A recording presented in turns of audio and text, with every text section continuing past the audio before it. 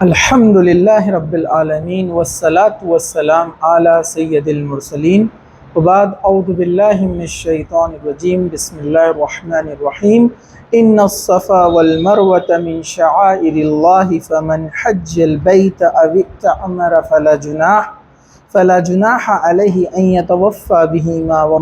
ومن تطوع خیرا فإن اللہ شاکر علیم وبعد وَأَتِمُّ الْحَجَّ وَالْعُمْرَةَ لِلَّهِ وَبَعْدُ رَبِّ اشْرَحْ لِي صَدْرِي وَيَسِّرْ لِي أَمْرِي وَاحْلُلْ عُقْدَةً مِّن لِّسَانِي يَفْقَهُوا قَوْلِي أَمَّا بَعْدُ۔ تمام تعریفیں اللہ رب العزت کے لیے ہے اور درود و سلام ہو ہمارے پیارے نبی محمد رسول اللہ صلی اللہ علیہ وسلم پر۔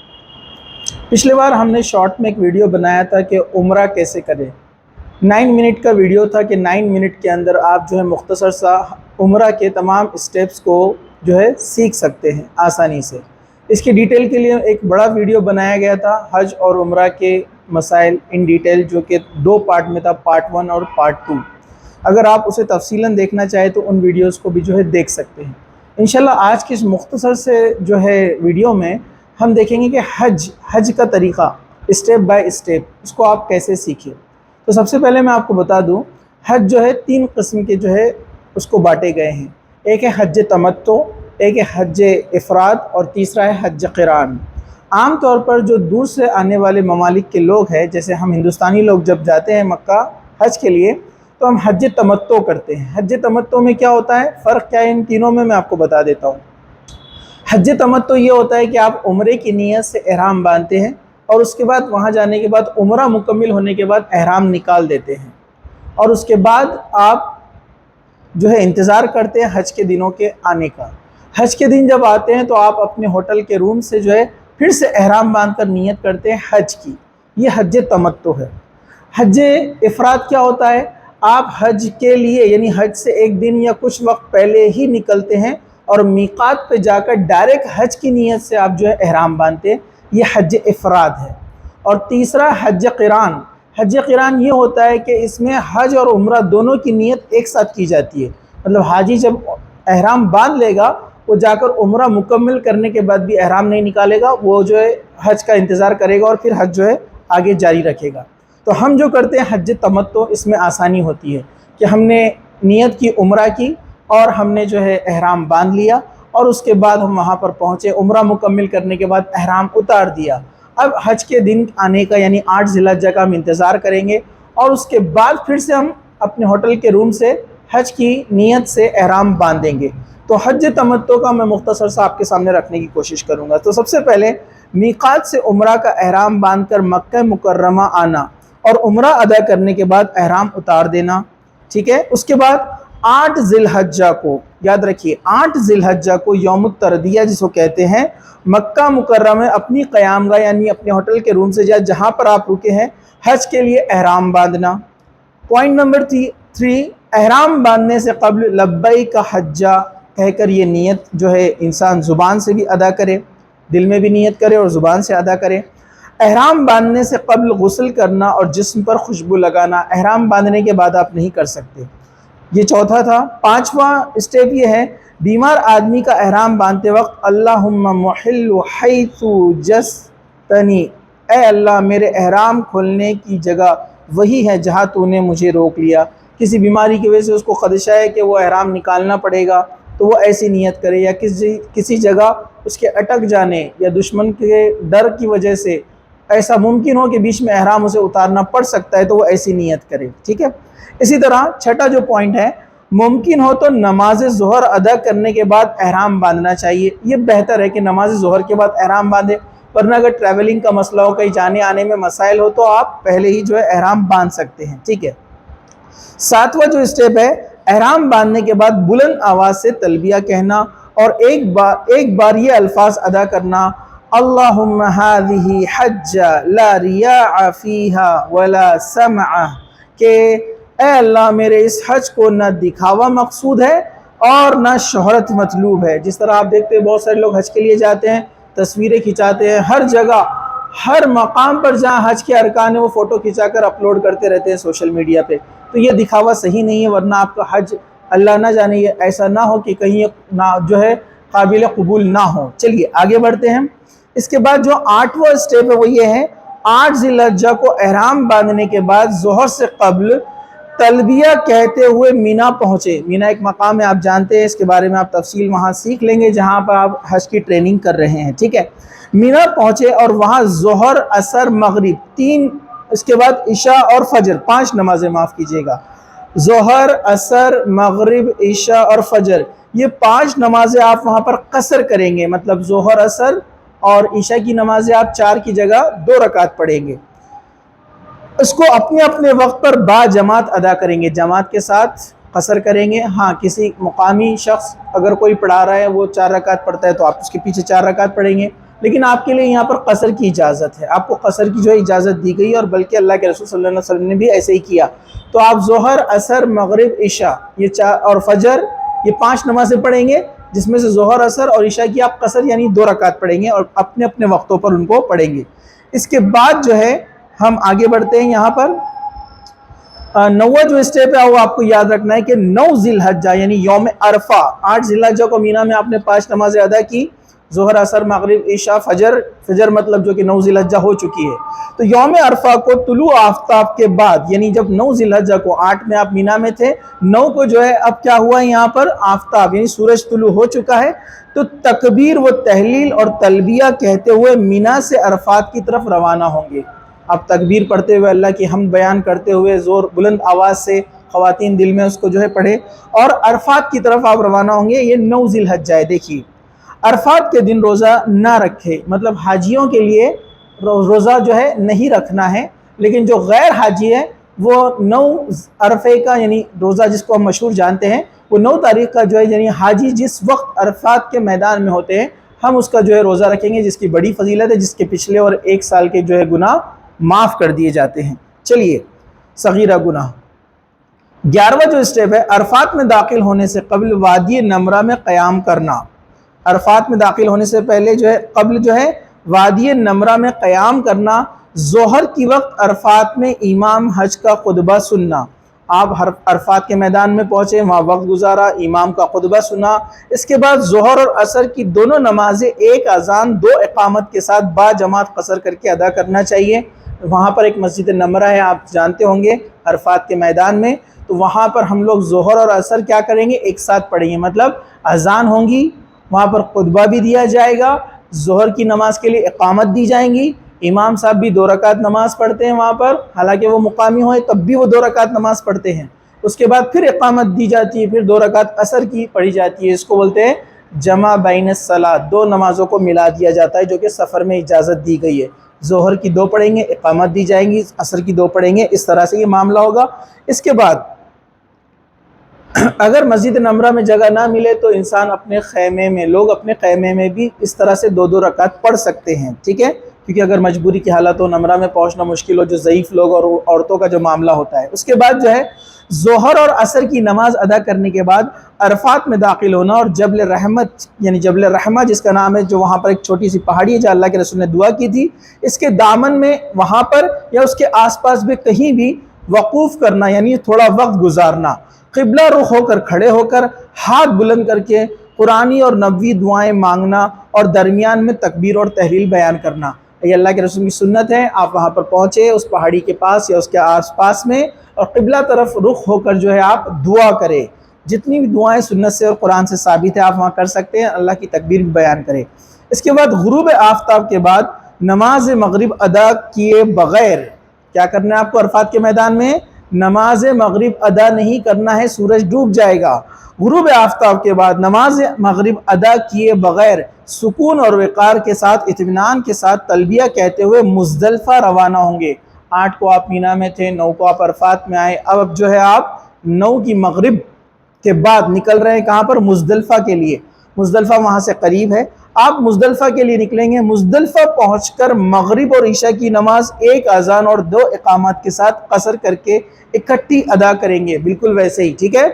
کہ آپ مزدلفہ میں پہنچیں، مغرب آپ جو ہے کہاں پڑھیں گے، مزدلفہ میں، آپ جو ہے وہاں اذان ہوں گی،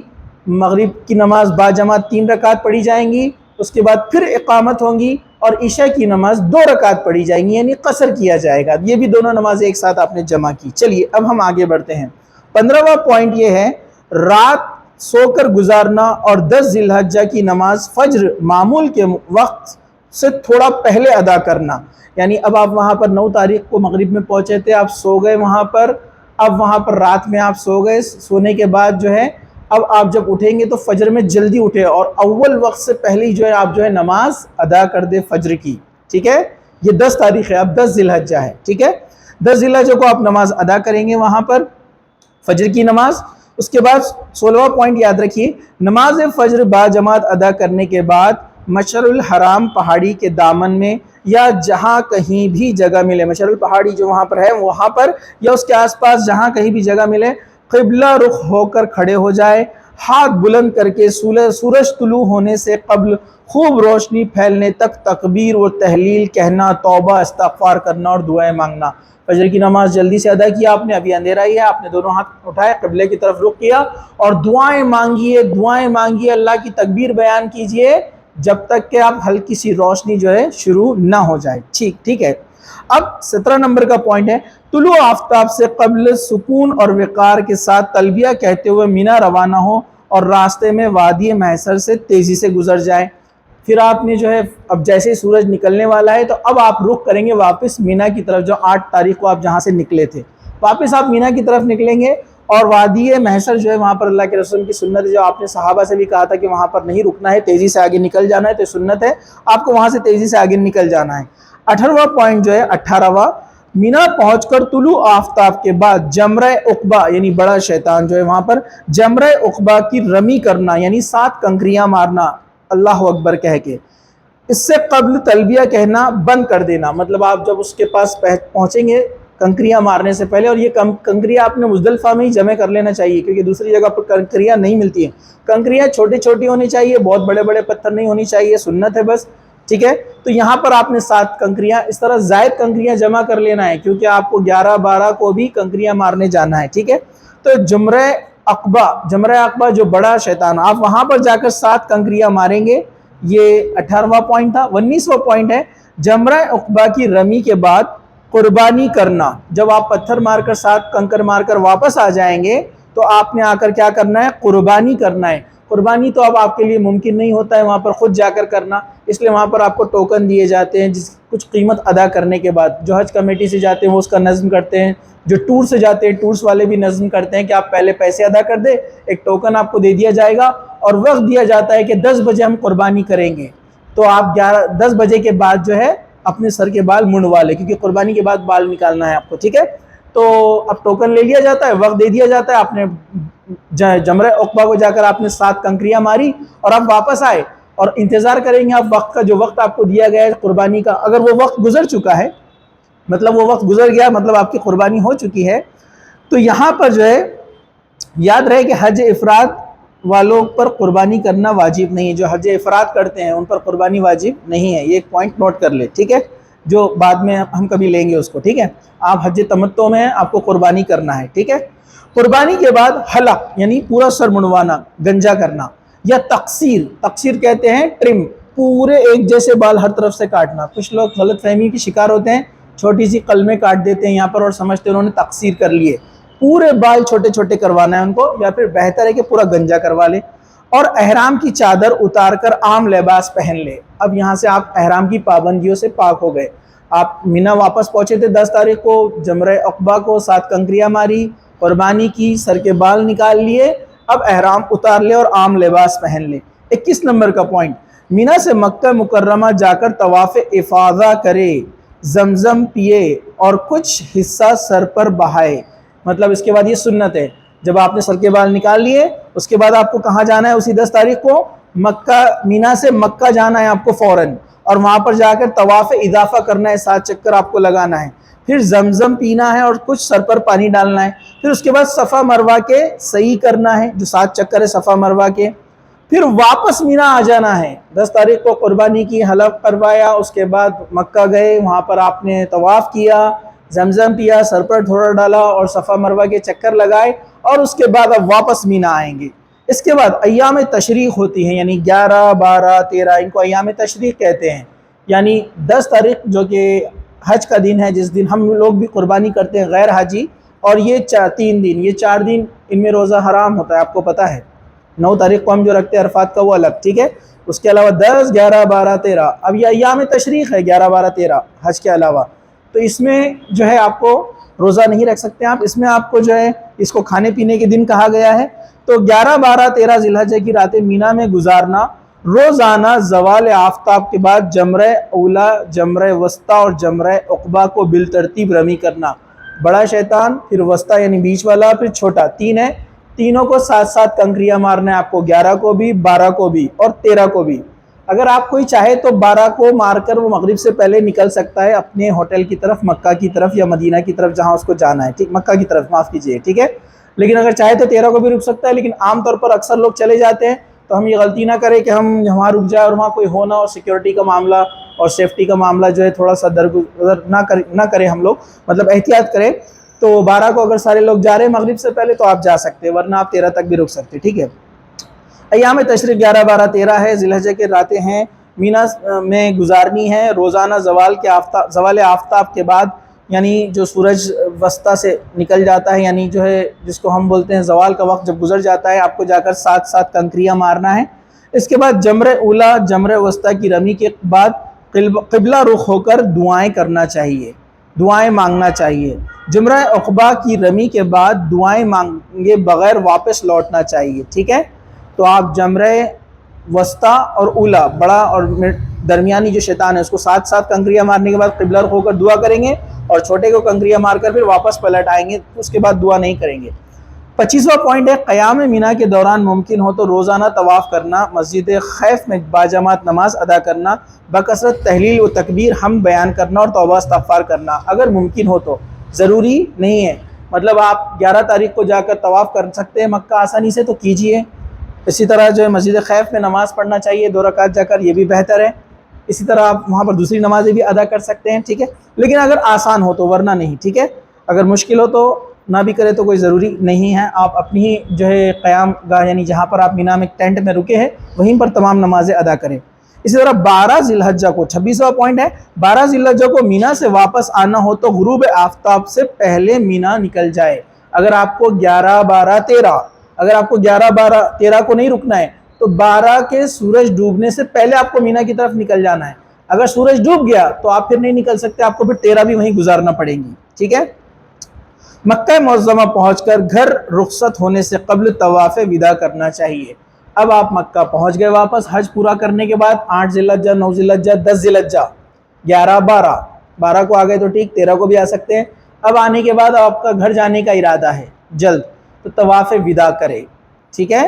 نہیں، اگر آپ کو نہیں جانا ہے، ابھی اور کچھ دن رکنے والے ہیں، تو عام طواف کرتے رہے، اور جب آپ کی فلائٹ رہیں گی اس سے 1 دن پہلے یا کچھ وقت پہلے آپ طواف وداع کر کے آ جائے، آپ کا حج مکمل ہوا الحمدللہ۔ یہ مختصر سا میں نے کوشش کی آپ کے سامنے تمام چھوٹی بڑی چیزیں اس میں شامل کر لوں، تو یہ اس کو اگر آپ غور سے اچھے سے اس ویڈیو کو دیکھ لیں تو انشاءاللہ تعالی تمام چیزیں اس میں جو ہے شامل ہو جائیں گی۔ اس میں بہت ساری چیزیں واجبات تھی، کچھ چیزیں جائز تھی اور کچھ چیزیں ضروری نہیں تھی، ایسی بھی تھی۔ تو اس کے لیے آپ کو میرا ایک تفصیل والا جو ویڈیو ہے حج عمرہ کیسے کرے، پارٹ 1 پارٹ 2، اگر آپ اس کو پورا دیکھ لیں تو اس میں تمام چھوٹی بڑی چیزیں آ جائیں گی، ورنہ یہ اس کو بھی اگر آپ دیکھ لیں تو انشاءاللہ تعالی مکمل جو اہم معلومات تھی وہ میں نے آپ کو اس ویڈیو میں دے دی۔ جزاک اللہ خیر۔